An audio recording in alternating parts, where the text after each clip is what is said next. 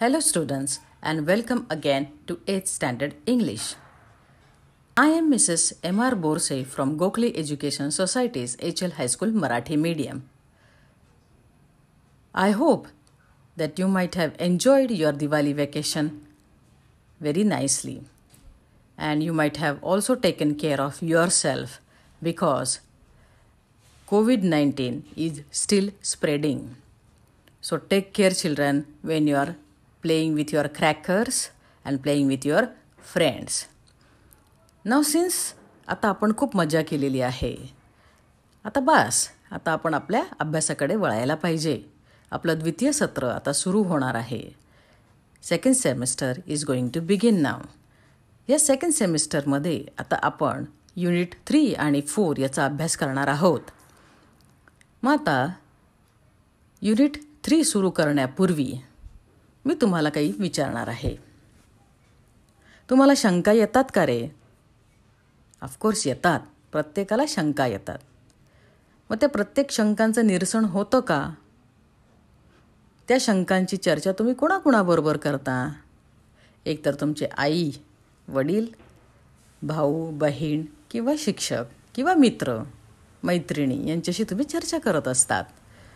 So आज आपण unit 3 मधला पोएम पाहणार आहोत आणि ती पोएम सुरू करण्यापूर्वी before starting the poetry we would come to the warming up section and we will see the chit chat.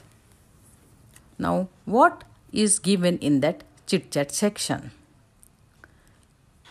पहिला प्रश्न त्यांनी विचारलेला आहे, why do we ask question? आपण प्रश्न का विचारतो? We ask question to get information to satisfy our curiosity.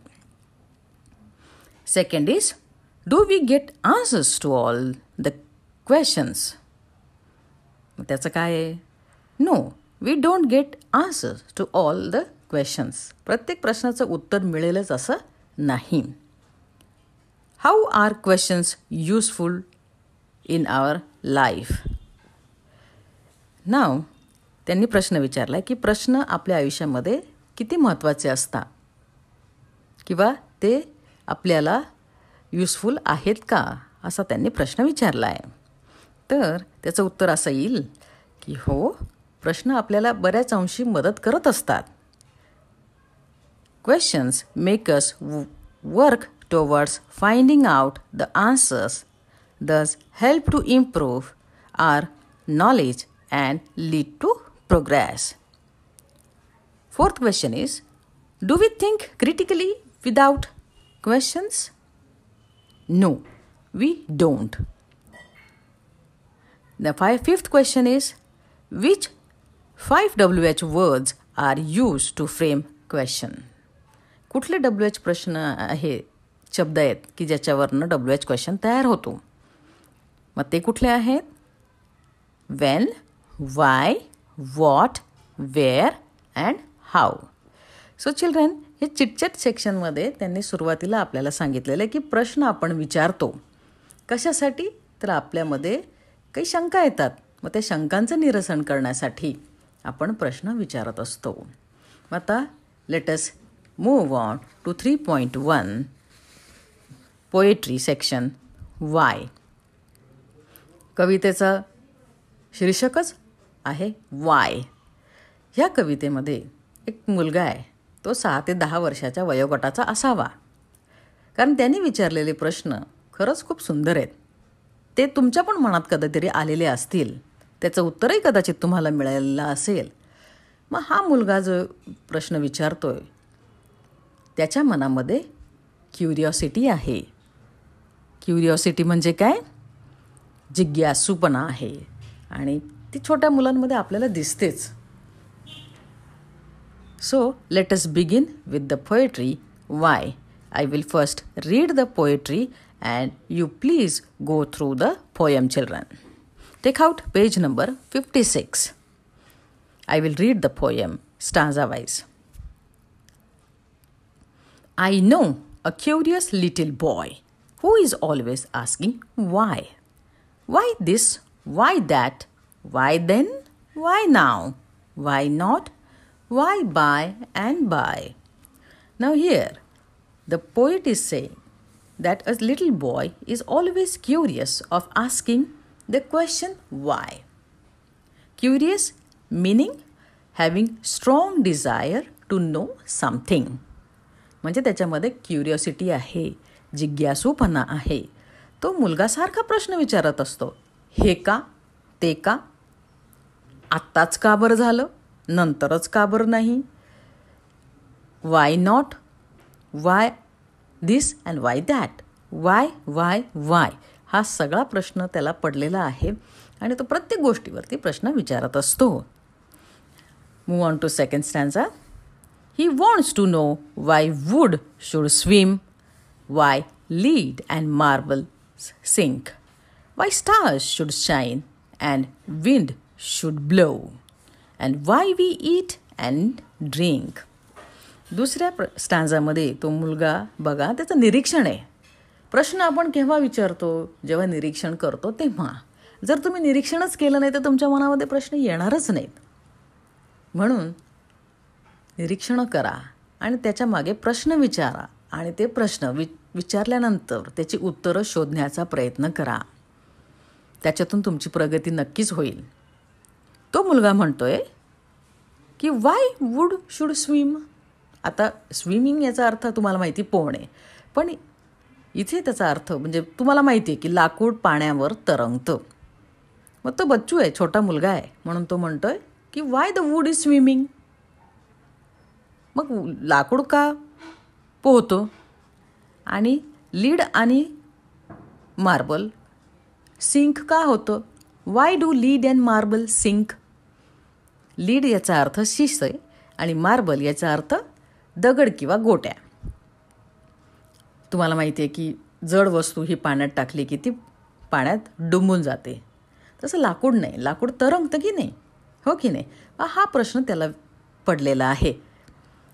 तो ते सारखं विचारत असतो.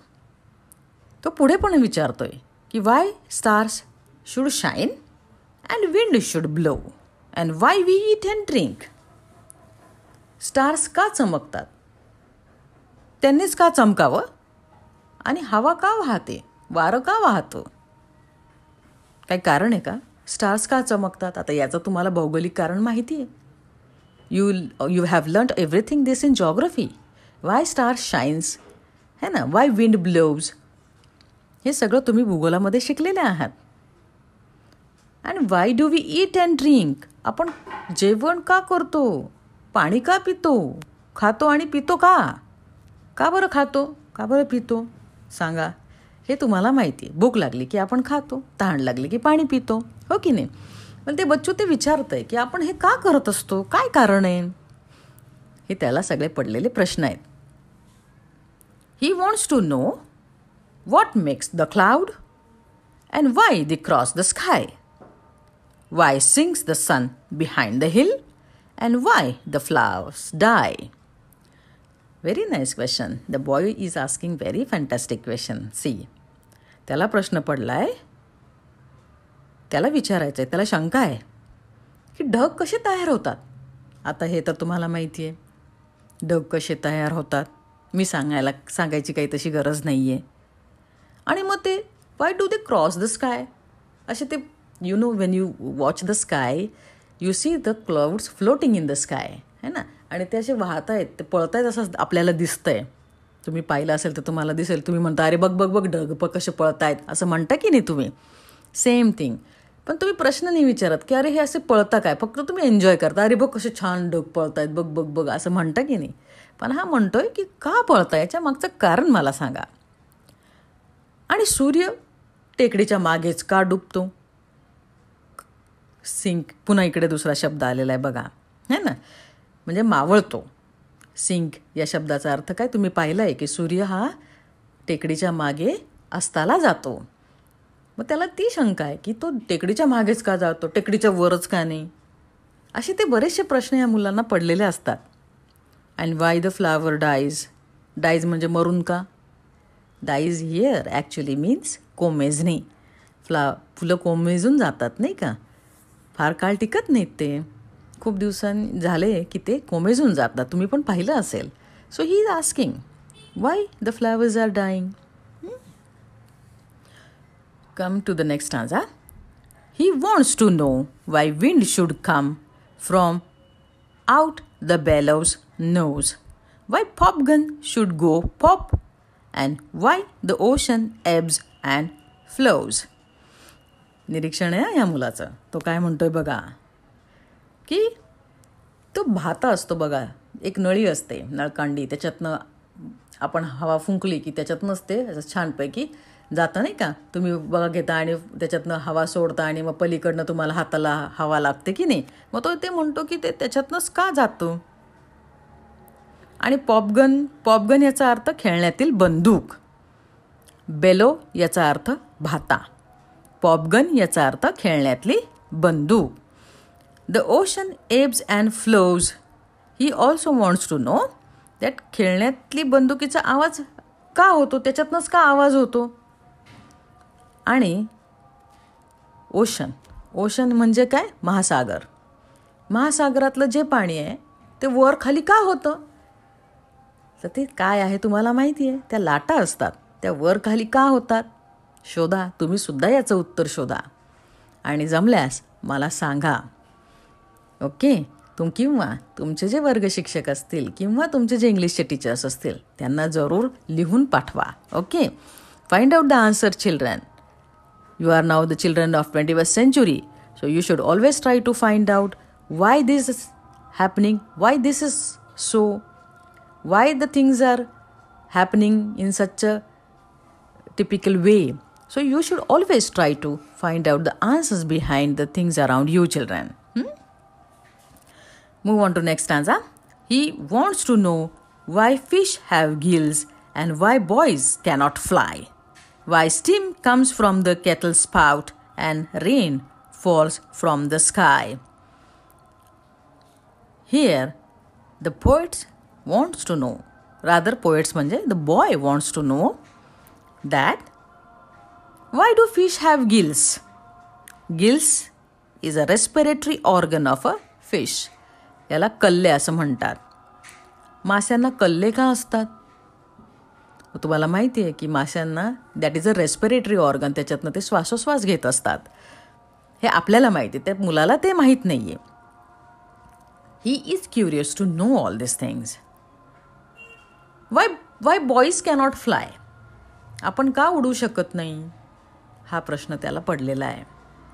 तुम्हाला माहिती आहे का विद्यार्थ्यांनो, हे जे शास्त्रज्ञ असतात ना, हे सुद्धा खूप सारे प्रश्न विचारत असतात आणि ते त्याच्यावर प्रयोग करत असतात की हे असं का झालं, ते तसं का झालं.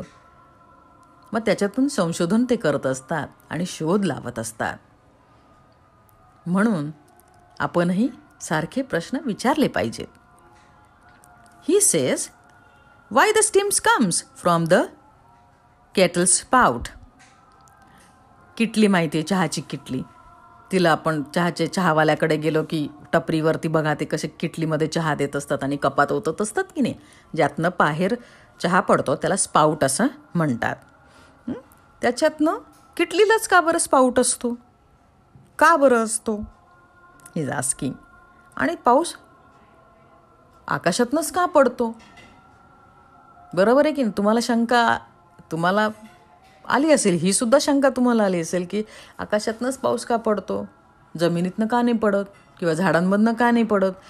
असे प्रश्न विचारतात मुलं. Next stanza. He wants to know why coal should burn and not a bit of stone. How seeds get in the apple core and marrow in the bone. तो म्हणतोय की कोळसाच का जळतो आणि दगड का नाही जळत. दगडाने पण जळायला पाहिजे ना, मग दगड का नाही जळत, कोळसाच का जळतो. आणि सफरचंदामध्ये बी का येते. Why there is how the seed gets into the apple core. Apple core याचा अर्थ काय, सफरचंदातील आतील गाभा किंवा मगज असं म्हणूया. त्या ॲपलमध्ये बी कशी काय घुसते. हे सगळे प्रश्न आहेत त्याला. and a marrow in the bone. Marrow, a soft fatty substance in the cavities of a bone. याचा अर्थ हाडातील चरबी. मग हाडांमध्ये चरबी कशी काय साचते? बघा, तुम्ही शोधा. तुम्ही सुद्धा याची उत्तरं शोधून काढू शकता. आजकाल तुमच्या हातात स्मार्टफोन आहे, इंटरनेट आहे. शोधायचं आणि सांगायचं तुमच्या इंग्लिशच्या टीचरांना. विचारा, लिहा, मलाही सांगा, हो की नाही? Next move on to next stanza. He wants to know why ice should melt, why spiders eat the flies, why bees should sting, and why the yeast should make the dough to rise. तो मुलगा म्हणतोय की ice का melt होतं, बर्फाने का melt व्हायला पाहिजे. Why should the ice melt? Why spider eat the flies. मग स्पायडर माशाच का खातं? हे सगळे प्रश्न त्याला पडलेत. आणि मधमाशी डंक का मारते? चावली आहे का मधमाशी? तुम्हाला चावली असेलच, बऱ्याच जणांना चावली, मला सुद्धा चावली आहे. पण किती भयानक चावते तुम्हाला माहिती आहे ते? किती त्रास होतो आपल्याला त्याचा, हो की नाही? मग why the bees sting and dough to rise. Why the yeast should make dough to rise? म्हणजे तिंबवलेलं कणिक. डो म्हणजे काय? तिंबवलेलं कणिक. डो ॲक्च्युली म्हणजे पीठ असतं आणि त्याच्यामध्ये आपण ईस्ट टाकतो जेणेकरून ते फुगतं. ब्रेड वगैरे बनवायला हे सगळे लोक बेकरीमधले हे प्रोडक्ट्स असतात, ते फुगवण्यासाठी ईस्टचा यूज करत असतात. सो हे सगळे तो विचारतोय. In the last stanza, see what is the poet trying to tell. Some of his whys are not too hard to answer if you will try, but other no one ever yet has found the reason why. Some of his questions are really very easy, children. You can yourself also can answer those questions. But some of those questions are unable to answer. काही प्रश्न असे आहेत की ते अणुत्तरित आहेत. काही प्रश्नांची उत्तरे तुम्ही देऊ शकता. So children, here overall, what actually the poet wants to tries to tell you is that through the questionings, you can get most of the answers. तुम्हाला समजा एखाद्या ठिकाणी जायचं असेल, तुम्हाला ते ठिकाण माहीत नाही आहे. कसं जायचं, कुठं जायचं, कुठली बस पकडू, हे सगळं तुम्ही विचारता की नाही? Same thing here children. Questions are always helpful to you. They make you curious. And curious people only ask the questions. जे जिज्ञासू असतात तेच प्रश्न विचारतात. So children, I think you might have understood the poetry, and please do read the poem, and I will give some worksheet to complete. तुम्ही काम English वर्कशॉपमधनं मध्ये जाऊन तिथले ते तुम्हाला मी पाठवते ते कंप्लीट करायचे आहेत questions. Come to the workshop section. Read the poem, discuss and complete the following blanks with the proper action words, that is verb. Now some words are given here, children. You will have to find it out from the poem and write their answers. First two are given to you. For example, wood swims, marble sink, stars shines, wind blows. In this way, you will have to write others also. Find out the answers from the poetry. I will give you some web also. That also you please do and write it in your notebook and complete it and show it to your subject teachers and your class teachers, whoever is the concerned teacher. Okay, children? Thank you.